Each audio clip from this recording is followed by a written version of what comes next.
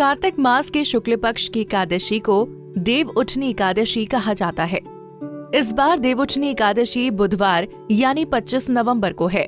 हिंदू धर्म की मान्यताओं के अनुसार भगवान विष्णु आषाढ़ शुक्ल एकादशी को 4 माह के लिए सो जाते हैं और कार्तिक शुक्ल एकादशी को जागते हैं। देवउठनी एकादशी के दिन चतुर्मास का अंत हो जाता है और शादी विवाह के कामकाज शुरू हो जाते हैं। अगले दिन शालिग्राम तुलसी विवाह।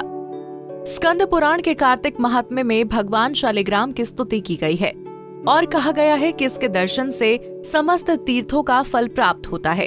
प्रतिवर्ष कार्तिक मास की द्वादशी को महिलाएं प्रतीक स्वरूप तुलसी और भगवान शालिग्राम का विवाह करवाती हैं। क्यों भगवान विष्णु ने किया था तुलसी से विवाह? शंखचूड़ नामक दैत्य की पत्नी वृंदा अत्यंत सती थी। बिना उसके सतीत्व को भंग किए शंखचूड़ को परास्त कर पाना संभव था। श्रीहरि ने छल से रूप बदलकर वृंदा का सतीत्व भंग कर दिया और तब जाकर शिव ने शंखचूड़ का वध किया। वृंदा ने इस छल के लिए श्रीहरि को शिलारूप में परिवर्तित हो जाने का श्राप दिया। श्रीहरि तब से शिलारूप में ही रहते हैं और उन्हें शालिग्राम कहा जाता है।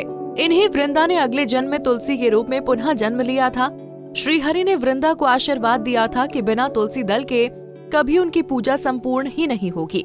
जिस प्रकार भगवान शिव के विग्रह के रूप में शिवलिंग की पूजा की जाती है, उसी प्रकार भगवान विष्णु के विग्रह के रूप में शालिग्राम की पूजा की जाती है। शालिग्राम एक गोल काले रंग का पत्थर है जो नेपाल की गंडकी नदी के तल में पाया जाता है। इसमें एक छिद्र होता है और पत्थर के अंदर शंख, चक्र, गदा और पद्म खुदे होते हैं। शालिग्राम की पूजा का महत्व क्या है? श्रीमद् देवी भागवत के अनुसार जो व्यक्ति कार्तिक महीने में भगवान विष्णु को तुलसी पत्र अर्पण करता है 10,000 गायों के दान का फल निश्चित रूप से प्राप्त करता है। वैसे भी नित्य शालिग्राम का पूजन भाग्य और जीवन बदल सकता है। शालिग्राम का विधि पूर्वक पूजन करने से किसी भी प्रकार की व्याधि और ग्रह बाधा परेशान नहीं करती। शालिग्राम जिस भी घर में तुलसी दल, शंख और शिवलिंग के साथ रहता है वहाँ पर संपन्नता रहती ही है। इस दिन से शुरू हो जाते हैं मांगलिक कार्य। मान्यता है कि आषाढ़ मास की एकादशी को देवशयनी एकादशी कहते हैं। उस दिन से श्रीहरि विश्राम के लिए 4 महीनों तक क्षीर सागर में चले जाते हैं।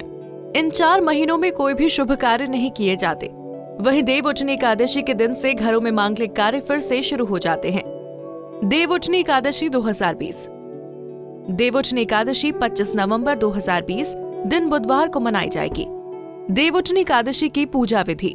देवउठनी एकादशी के दिन सूर्योदय से पूर्व उठकर नित्य कर्म, स्नान आदि करना चाहिए। सूर्योदय के पूर्व ही व्रत का संकल्प लेकर पूजा करके सूर्योदय होने पर भगवान सूर्यदेव को अर्घ्य देना चाहिए।